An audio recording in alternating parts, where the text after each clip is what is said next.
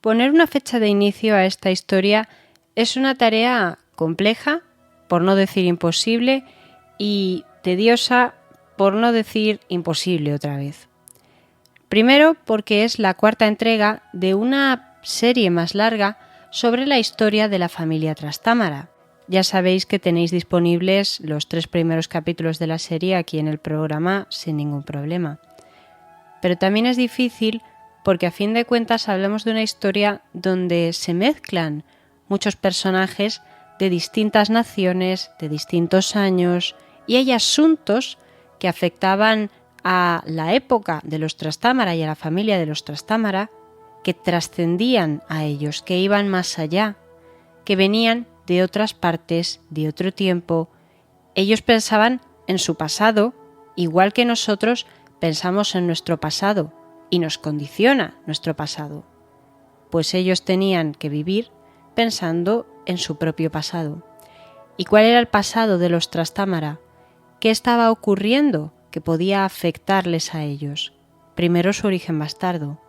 Pero si hablamos más a nivel religioso, la familia Trastámara estaba en un contexto que llevaba ya extendiéndose unas cuantas décadas, concretamente 39 años, desde 1378. Hablamos del cisma de Occidente, donde se separó la Iglesia católica y comenzó a haber 2 papas, uno en Roma y otro en Aviñón, en Francia. El de Aviñón se rumoreaba que era una suerte de títere en manos del rey francés. Pero, claro, eso es del año 1378, cuando los Trastámara ya habían subido al poder en Castilla. ¿Pero qué hay de Aragón? ¿Qué hay de esa corona formada por el reino de Aragón, por el reino de Valencia, el Principado, condados catalanes y las Islas Baleares? ¿Qué pasa con ese reino mediterráneo que fue tan conocido durante la Edad Media por su comercio con el Mediterráneo e incluso por sus escaramuzas con Bizancio? ¿Qué era en este punto de la historia? Es más, ¿a qué punto de la historia nos referimos? Pues como os he dicho, nos encontraríamos en la fase final del famoso cisma de Occidente que nos dividió a los católicos durante un total de 39 años.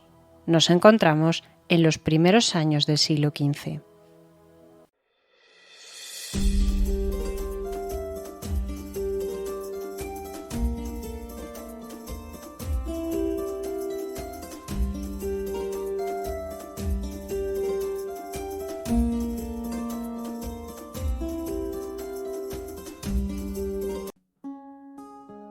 Yo, Fray Vicente Ferrer, de la Orden de los Frailes Predicadores y maestro en Santa Teología, uno de los predichos diputados, digo según mi saber y poder, que el ínclito y magnífico señor Fernando, infante de Castilla, nieto del señor Pedro, de feliz memoria, rey de Aragón, padre del señor rey Martín, de excelsa memoria, últimamente fallecido, el más cercano varón nacido de legítimo matrimonio y a los 2 vinculados por grado de consanguinidad de dicho rey Martín, los predichos parlamentos, súbditos y vasallos de la corona de Aragón deben y están obligados a prestar el homenaje de fidelidad y a tenerle por cierto y verdadero rey y señor, en justicia, según Dios y mi conciencia, y en testimonio de todo lo antedicho, lo escribo con mi propia mano y lo acompaño de mi sello. Con este discurso originalmente escrito en latín, San Vicente Ferrer defendía la causa de don Fernando de Trastámara como futuro rey de Aragón, saltándose todos los protocolos de actuación en la reunión celebrada en Caspe.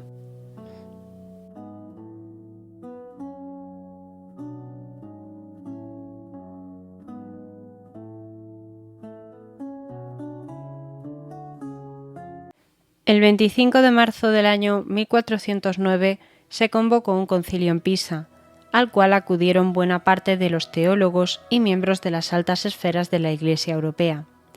También asistió el rey de Francia, Carlos VI, como uno de sus principales promotores, junto con la Universidad de París.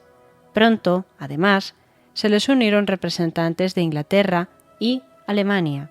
Y esto no es una cosa menor, porque en este momento de la historia, ingleses y franceses aún están inmersos en la famosísima Guerra de los 100 años, y los alemanes, por su parte, metidos dentro de lo que sería el grandísimo Sacro Imperio Romano Germánico, tenían sus propias disputas internas, derivadas principalmente de que ese imperio no era una entidad compacta, ni mucho menos, sino un conjunto de principados, reinos, ducados, condados y un lugar donde convivían muchos señores independientes que no siempre se llevaban bien, ni siquiera con el emperador.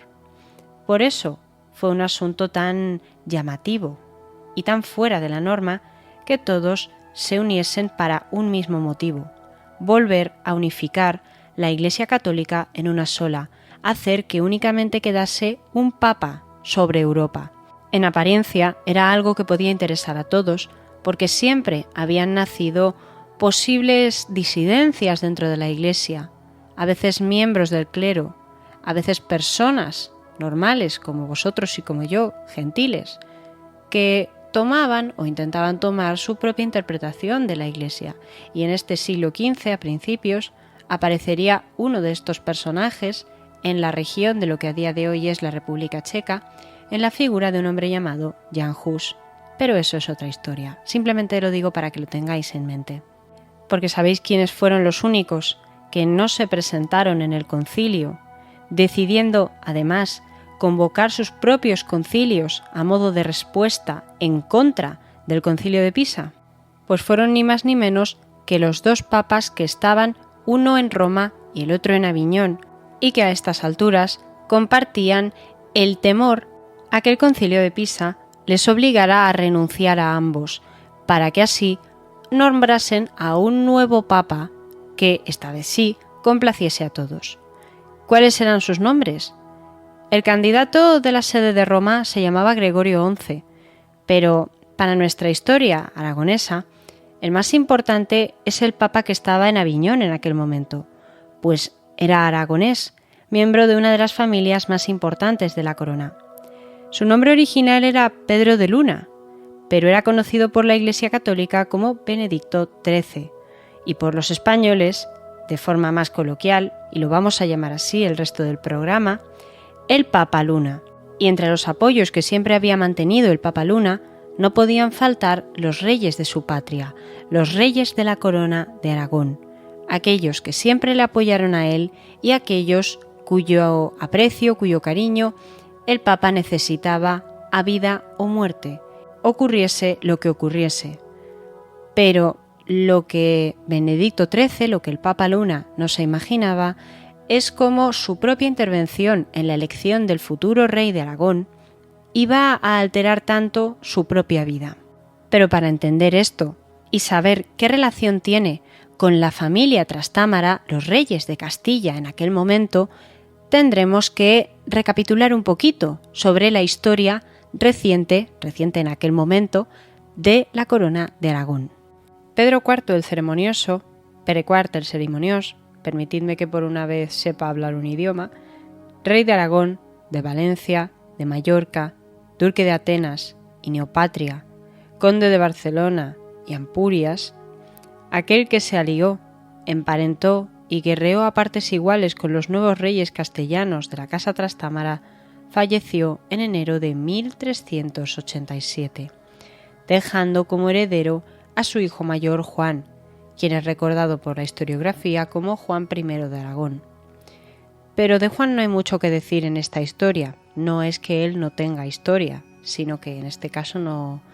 En este caso lo que importa es que murió 9 años después, en el año 1396, dejando un total de 14 hijos, sumando varones y hembras, pero de entre ellos solo sobrevivieron 2 niñas, y la ley aragonesa no permitía el gobierno de mujeres en el mismo régimen que se había dado en Castilla en algunas ocasiones a lo largo de la Edad Media, por lo que tuvo que ser sucedido por su hermano, Martín I, a quien conocemos como el Viejo o, que a mí me encanta, el Humano.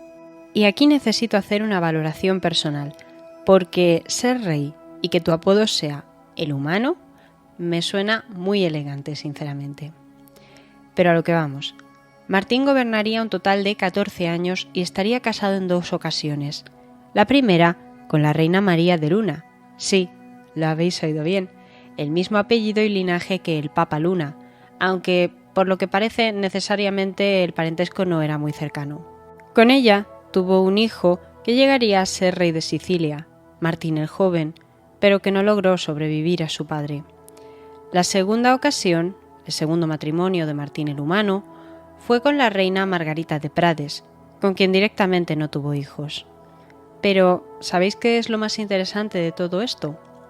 Que el hijo de Martín el Humano, es decir, Martín el Joven, el que fue rey de Sicilia y además estaba casado con una princesa navarra, Blanca de Navarra, que volverá a salir en el programa, murió en el año 1409, 4 meses después de que el concilio de Pisa que os he mencionado antes forzase a abdicar al papa romano Gregorio XII y al aragonés Benedicto XIII en favor de un nuevo candidato. Sin embargo, y llevando la contraria a la mayoría de la cristiandad, el rey Martín insistió en mantenerse fiel al papado de Aviñón y al papa Benedicto XIII, quien en septiembre de ese mismo año visitaría Barcelona para asistir a la segunda boda del rey Martín con Margarita de Prades. La boda, por cierto, fue oficiada por San Vicente Ferrer, uno de los personajes más famosos de la historia valenciana, de la historia de mi ciudad, y un hombre que fue reconocido tanto por haber sido un predicador bastante elocuente y uno de los confesores de más confianza de el Papa Luna, es decir, de Benedicto XIII. Por lo que el hecho de que este personaje oficiase la boda y que además el Papa estuviese presente, daba la imagen de que todos esperaban un matrimonio exitoso y con hijos. Pero a Martín, por desgracia, no le fue posible engendrar un niño sano que heredase la todavía poderosa corona de Aragón, de manera que comenzaron los problemas sucesorios. Primero, Martín intentó legitimar al bastardo de su difunto hijo, Martín el Joven, un noble siciliano llamado Fadrique de Luna, al cual insistió en traer a la península para educarlo personalmente, pero al ser ilegítimo no tuvo todo el apoyo esperado y además, ya de mayor, le daría problemas a la viuda de Martín el Joven, la princesa Blanca de Navarra, que seguía en Sicilia ejerciendo de regente o de lugarteniente real. En vista de eso, Martín pensó que otra opción interesante como heredero podría ser Jaime II, conde de Urgel, un noble muy apoyado por la familia de Luna y que ostentaba diversos cargos de importancia dentro de la administración del reino. Pero los fueros aragoneses, los fueros en Aragón eran las leyes que regían el reino, las leyes principales y fundamentales, lo rechazaron como candidato. Y tenemos que entender también que para el rey Martín, debía de ser duro, pues su familia llevaba gobernando la corona de Aragón literalmente desde tiempos del rey Ramiro.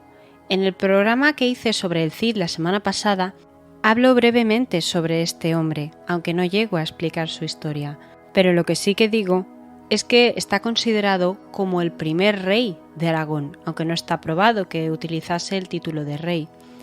Y eso es muy llamativo, porque nos situaríamos en aquella época en el siglo XI, y aquí estamos en el siglo XV. Martín el Humano era el último de una dinastía que llevaba gobernando más de 4 siglos y donde además se habían emparentado con la casa condal, la casa original que gobernaba Barcelona y toda la Cataluña, por lo que eran una dinastía que tenía mucha historia, mucho linaje y un arraigo increíble en todas sus tierras. Por eso los fueros no aceptaban a cualquier pariente como heredero, no aceptaban a cualquier noble como sucesor y por ese mismo motivo la represalia de Jaime II, el conde de Urgel, fue tan salvaje cuando le rechazaron, pues terminó desatando una revuelta en Zaragoza que terminaría con un descontento general hacia su persona en la ciudad y también con más de un muerto, además de la destitución de su persona como heredero por parte del rey Martín, el cual, a sus 54 años, ya veía cada vez más lejos la posibilidad de encontrar un heredero en condiciones antes de morir. El conde de Urgel, está claro, no había sido una buena elección y por poco, por la influencia de la Casa de Luna, la casa a la que había pertenecido su primera esposa y la casa a la que pertenecía su amigo, el Papa Luna, había causado demasiada tirantez. Y efectivamente, ese mismo año, a finales de mayo del año 1410, murió el rey Martín el Humano, dejando el reino sin un heredero a pesar de los abundantes candidatos y a unas instituciones formadas por nobles, miembros del clero y gentiles influyentes con la tarea de elegir a uno nuevo. En este aspecto, el Papa Luna era de los más interesados en elegir a un nuevo rey, pues ahora que, pasando los años, veía que cada vez menos gente le reconocía en Europa como el Papa y que su prestigio estaba cayendo en la más absoluta miseria, no podía permitirse que el nuevo rey de su patria, cambiase de lealtades y apoyase al rival que le plantearan. Y a esta situación de la muerte del rey Martín pasaron 2 años de confusión, hasta que por fin se decidió un sistema de elección fijado en la Concordia de Alcañiz en el año 1412. Según esta, debían de ser 9 los representantes de toda la corona quienes eligiesen un nuevo rey en un plazo de 2 a 3 meses, en la villa de Caspe. Fue allí donde el día 28 de junio de ese mismo año de 1412, el santo Vicente Ferrer, gran amigo y aliado del Papa Luna, aquel que casó a Martín el Humano, proclamó rey al regente de Castilla y señor de Antequera, Fernando I de la Casa Trastámara.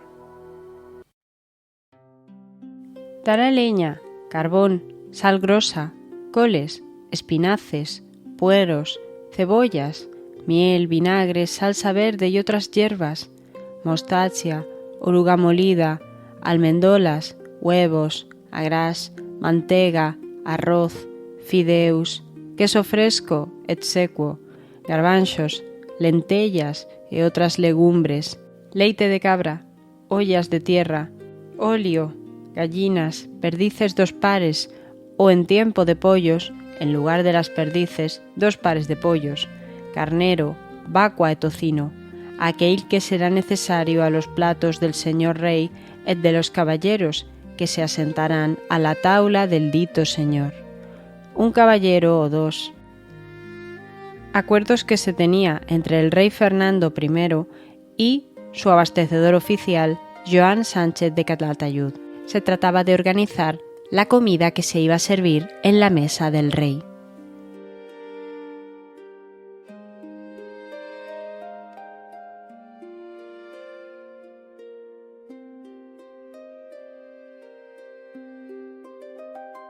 Fernando nació unos 32 años antes de que se celebrara el compromiso de Caspe, en el año 1380. Era hijo del rey Juan I de Castilla y, por tanto, nieto de Enrique II de Castilla, el primer monarca de la Casa Trastámara. Pero también era hijo de su esposa, la reina Leonor, infanta de Aragón e hija de Pere IV el Cerimoniós. De este modo, la madre de Fernando también era hermana del difunto rey de Aragón, Martín el Humano.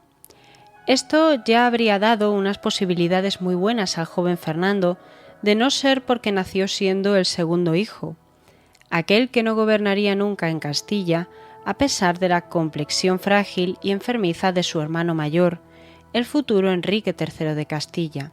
Y es buena idea pararme a avisaros de una cosa, y es que entre Fernando y Enrique tan solo había 1 año de diferencia. Enrique era el mayor por 1 año. Cuando Fernando tenía 10 años, su padre, Juan I, le entregó una posición acorde con su estatus de infante. Le hizo poseedor de señoríos, villas y una renta de $500,000 de maravedís a costa del Tesoro Real. Entre los lugares principales que se le cedieron cabría mencionar el señorío de Lara, el ducado de Peñafiel, la villa de Cuéllar, y San Esteban de Gormaz. Pero ni Fernando ni su hermano Enrique, que en aquel momento tenía 11 años, sabían que su padre moriría de una caída del caballo ese mismo año, nombrando así a Enrique rey y a su hermano, para compensar, señor de más territorios. En concreto, Fernando, al morir su padre, heredó las villas de Medina del Campo y Olmedo, y Medina del Campo en concreto, esto os lo digo más para los que no sois de España, es una de las ciudades con más historia de todo el país, de lo que a día de hoy es España y lo que en aquel momento era Castilla. Una curiosidad en la vida de alguien como Fernando, que con 10 años ya se encontraba siendo un señor propietario y un gran magnate, sería el hecho de que no podía casarse todavía. Veréis, aunque Enrique III, el hermano de Fernando, tenía 11 años, cuando sube al trono en el año 1390, ya se ha pactado su matrimonio y ya está casado. Se casó con Catalina de Lancaster, nieta del rey destronado por los Trastámara, Pedro I, de ella os hablé en la tercera entrega de esta serie, en el año 1388. El matrimonio entre Enrique y Catalina se había producido con la intención de frenar las guerras y rivalidades entre las dos familias que reclamaban el trono de Castilla. Y es por ello que, también, se decidió que Fernando, y aquí viene la curiosidad, no podría casarse hasta que su hermano Enrique hubiera cumplido los 14 años y, por tanto, fuese declarado mayor de edad para gobernar en solitario. De esta manera se evitaba una posible competencia entre los hermanos, pero es que no se preveía las habladurías que eso podía llegar a generar. Y es que el matrimonio de Enrique y Catalina no lograba tener ningún hijo. Necesitaron más de 10 años para concebir a su primera hija, la infanta María de Castilla, por lo que muchos comenzaron a ver en Fernando a alguien que finalmente tal vez sí podría heredar la corona, si la situación seguía así. Tal vez por ello, Fernando se casó, por fin, en el año 1393, justo cuando Enrique cumplió 14 años, y quiero señalar que Fernando tenía en torno a 13-12 años, con su tía, la señora Leonor de Alburquerque, que antes de que os llevéis las manos a la cabeza, os diré que Leonor solo tenía 16 años, era unos 3-4 años mayor que su esposo. ¿Y qué podría contaros yo sobre Leonor de Alburquerque? No está claro si era más bella o más inteligente, pues su apodo no hace referencia a ella por sus atributos físicos o mentales, sino por su estatus, pues ella era conocida en Castilla como la rica hembra, una poderosa mujer de la familia Trastámara, hija de 2 bastardos reales de Castilla y Portugal, que daría a su marido una cantidad de tierras enorme, haciendo de él uno de los grandes señores del reino, demasiado poderoso hasta para su hermano, el pobre rey doliente Enrique, quien por fin, 5 años después de haber tenido a su hija María, logró tener un hijo varón, un heredero para el trono castellano que recibiría el nombre de Juan, al igual que el padre de Fernando y de Enrique, y que sería recordado en un futuro como Juan II de Castilla. Y atención al spoiler, este Juan II era el padre de Isabel la Católica.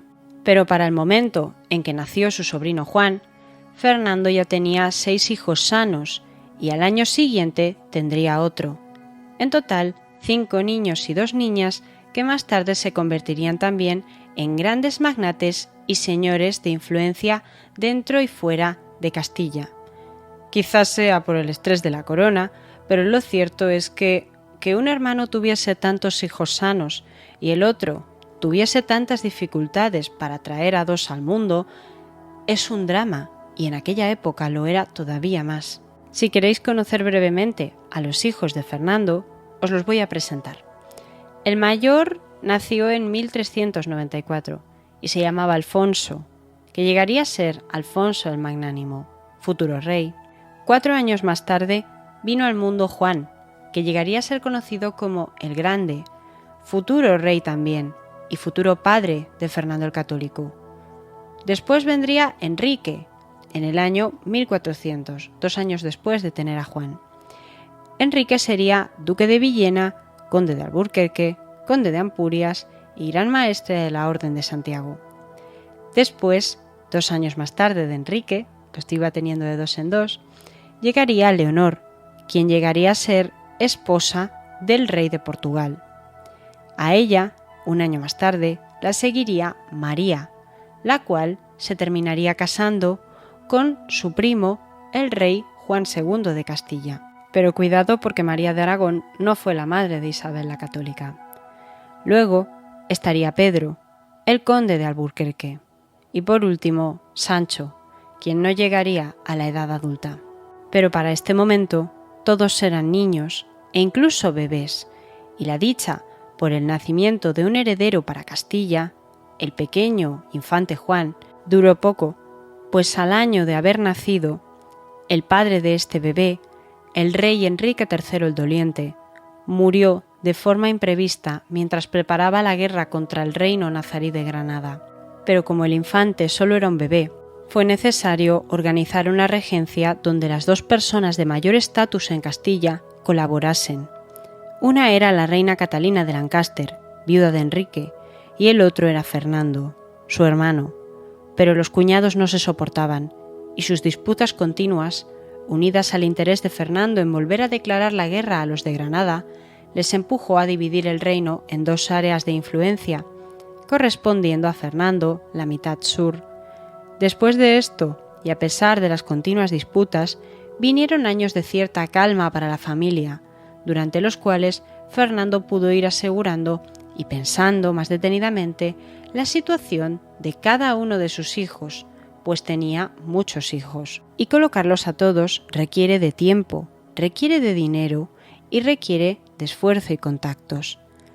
Pero el futuro para toda esa parte de la familia Trastámara cambiaría para siempre cuando las noticias hablasen de una tragedia.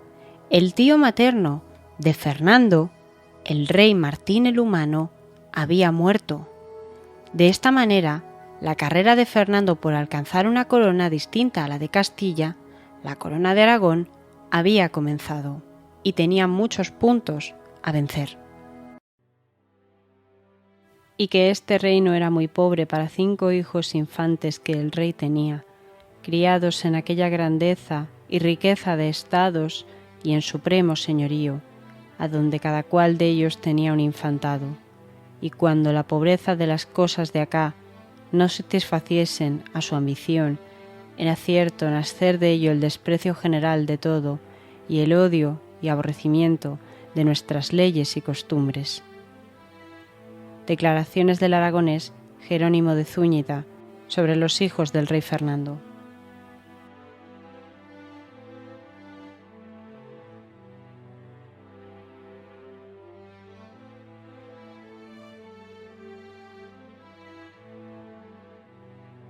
Si contamos a Fernando, los candidatos al trono de Aragón con más papeletas a salir elegidos eran esencialmente 6. Estaba Fadrique de Luna, por una parte. De este os he hablado un poquito antes. Era el hijo bastardo de Martín el Joven, hijo de Martín el Humano, y una persona que estaba generando bastantes disputas en Sicilia con la viuda de su padre.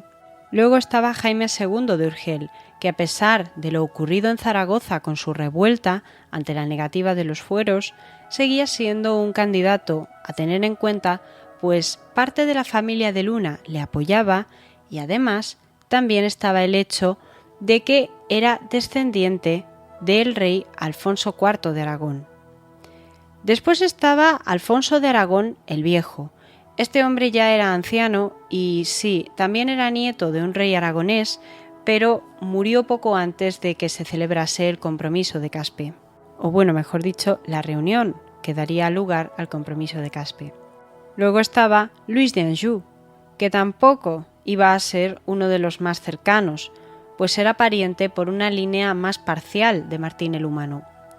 Luego estaba Juan de Prades, que también tenía un parentesco pero un poco más alejado. Y por último, Fernando.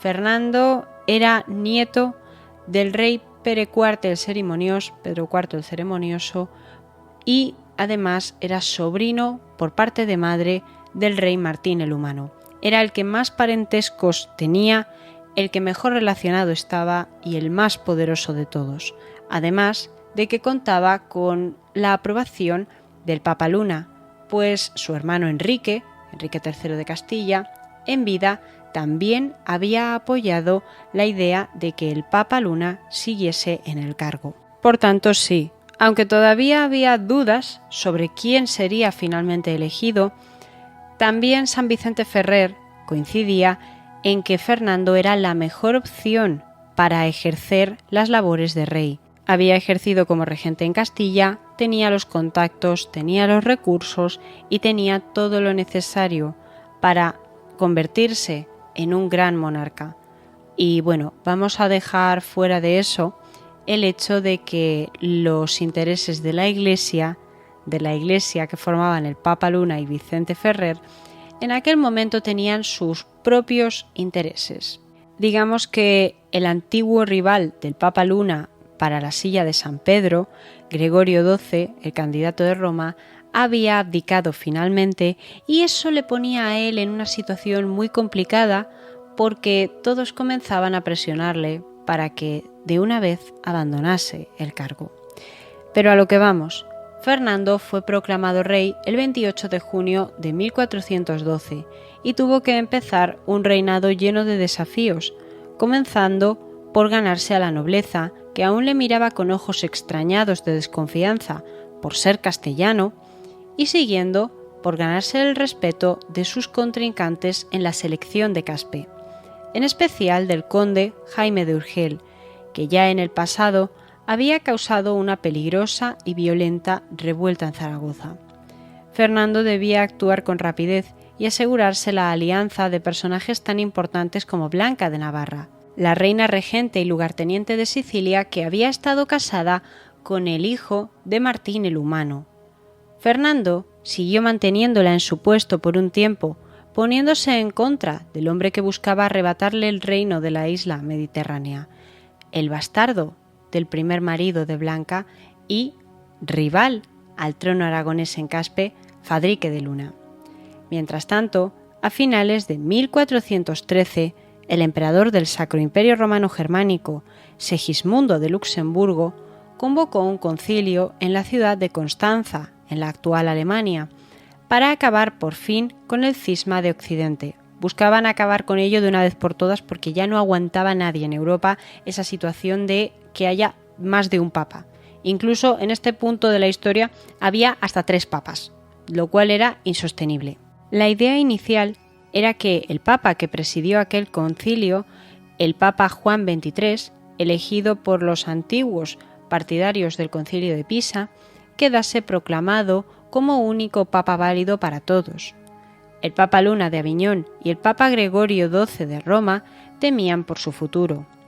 El papa Luna esperaba que el rey Fernando siguiese apoyándole de cara a los extranjeros, pero el rey finalmente no lo haría. En ese momento, Fernando tuvo que hacer frente a una revuelta interna en la corona, manejada por el conde Jaime de Urgel, su antiguo rival.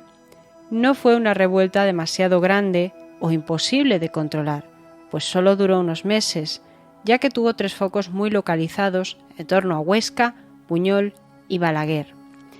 Pero también hay que señalar que no fue tan violenta como la que se había dado en Zaragoza en tiempos de Martín el Humano.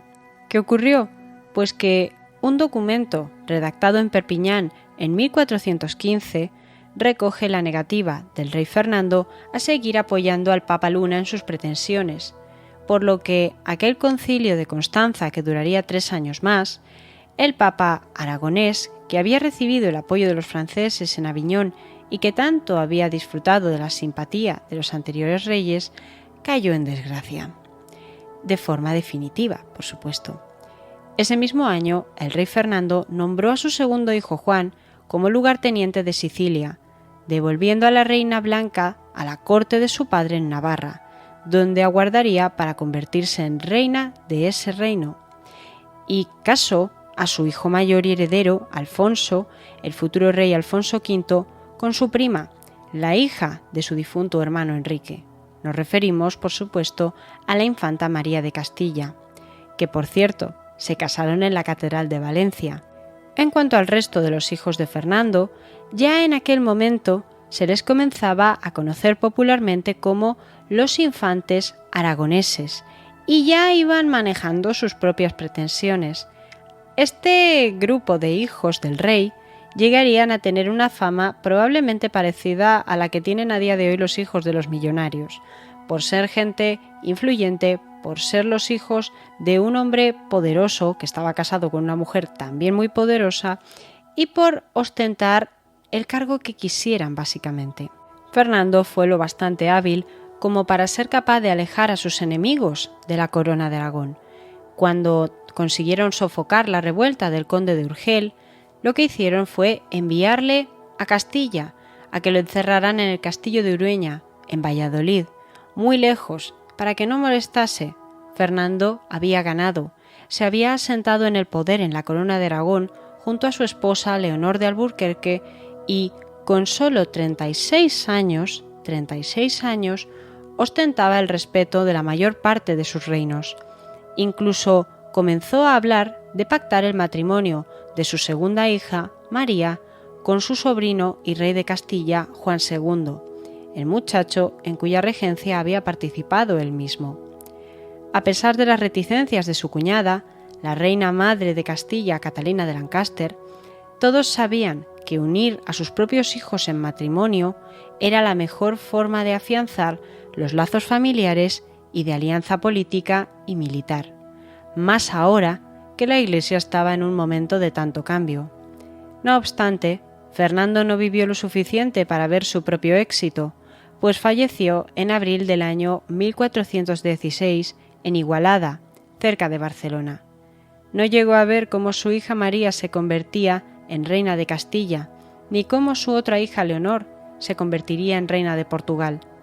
Tampoco vio cómo por fin un nuevo y único papa se alzó para unir a la Iglesia, tras la destitución de todos los demás candidatos, por supuesto. Por si queréis saberlo, se trataba de un cardenal de origen romano cuyo nombre de papa sería Martín V. Demasiados Martínez en un solo programa.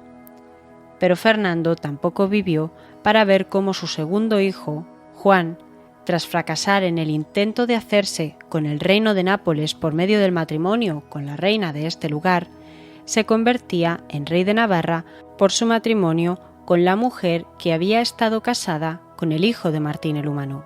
Nos referimos, por supuesto, a Blanca I de Navarra. De entre todo el legado que dejó Fernando como rey en un reinado muy breve de 3 años y 9 meses, lo más destacable probablemente, a mi modo de ver, personal, permitidme que lo diga, serían sus 2 hijos mayores. Alfonso, que llegaría a ser Alfonso V el Magnánimo, tendría uno de los reinados más largos de la Edad Media, más de 40 años en el trono, un reinado muy diferente del de su padre y muy marcado por el escándalo, por la gloria, por la expansión de la corona y también por las tiranteces con los parientes Trastámara de Castilla. Incluíamos aquí a su propia esposa, la reina María. Pero Juan, el segundo hijo de Fernando, también daría mucho de qué hablar. En un principio se mantendría fiel y leal a su hermano Alfonso. No haría nada para importunarlo. Los hijos de Fernando supieron mantener una alianza, iba a decir una piña, pero eso no sería muy correcto, bastante eficiente y que funcionó bien toda la vida. Pero Juan también tenía sus propias ambiciones y no dudó en ponerlas a prueba. Y cuando finalmente su hermano Alfonso falleciese sin hijos, sería él, Juan, el encargado de convertirse en rey de Aragón, bajo el nombre de Juan II. Es en este momento de la historia donde hubo 2 reyes llamados Juan II gobernando, uno en Castilla y uno en Aragón. ¿Pero queréis saber lo más divertido de todo esto? Pues que los 2 reyes Juan II serían padres de los reyes católicos, Juan II de Castilla de Isabel la Católica y Juan II de Aragón de Fernando el Católico. Y creo que vamos a dejar aquí el programa de hoy. Sé que igual es un poco más corto de lo que estamos acostumbrados, pero seamos sinceros, el programa sobre Juan II de Castilla y el programa de Alfonso V el Magnánimo tienen mucha miga, porque los reyes que quedan antes de los católicos son reyes con muchísima miga y que creo que merece la pena conocer de uno en uno. Tal vez sean programas un poco más cortos o tal vez no. Pero voy a procurar, primero, no dejar pasar 3 semanas, como en este caso, para que conozcáis cómo continúa la historia de los Trastámara, y segundo, que no os resulte aburrido o demasiado repetitivo. Ya sabéis que me podéis hablar y me podéis pedir lo que queráis. Yo tengo apuntadas todas vuestras peticiones, me he apuntado esta semana a Leonor de Aquitania, me he apuntado a Napoleón, me he apuntado a Galileo, me he apuntado a unos cuantos, sinceramente. Pero es que ahora mismo no tengo la lista delante para leerla, entonces disculpadme. Pero bueno, ya sabéis, como siempre, que si me buscáis estoy en Instagram como @elmundodelaki, me tenéis también aquí en los comentarios, me podéis pedir lo que sea, dar feedback. Yo espero que os guste, yo estoy encantada de hablar con vosotros y nada, nos vemos el próximo programa, aquí en Relatos de la Historia. Recordad que ahora somos independientes.